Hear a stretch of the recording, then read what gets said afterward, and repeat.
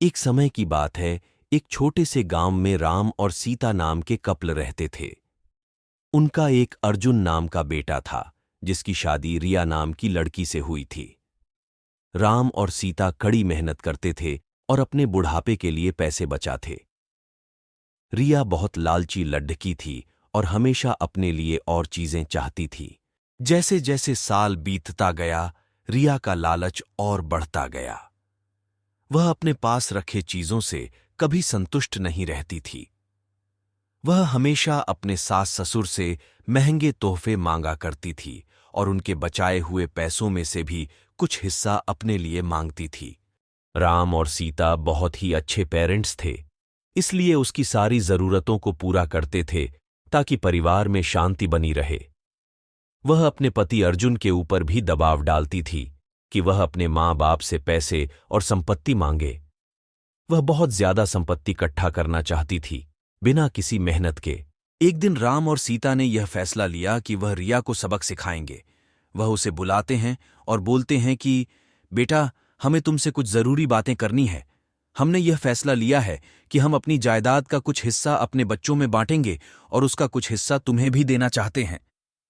रिया खुशी से झूम उठती है, क्योंकि वह हमेशा से यही चाहती थी। लेकिन राम और सीता के मन में कुछ और ही चल रहा था। उन्होंने एक पत्थरों से भरा हुआ बैग उसे दे दिया और बोला, बेटी, यह तुम्हारे हिस्से की संपत्ति है। रिया उस बैग को देखकर गुस्सा हो गई।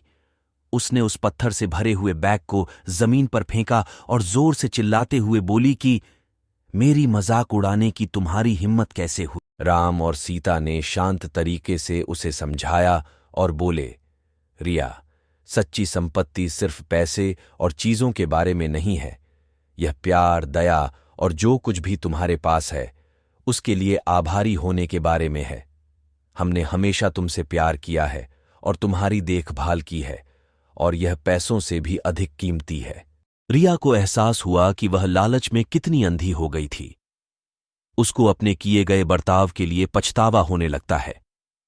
उसने अपने सास और ससुर से माफी मांगी और अपने तरीके बदलने का वादा किया।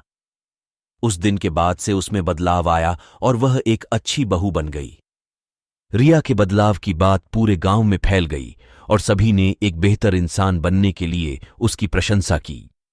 रिया अपने परिवार का ख्याल रखते हुए और उनके बीच मिले प्यार के लिए आभारी होकर हमेशा खुश रहने लगी।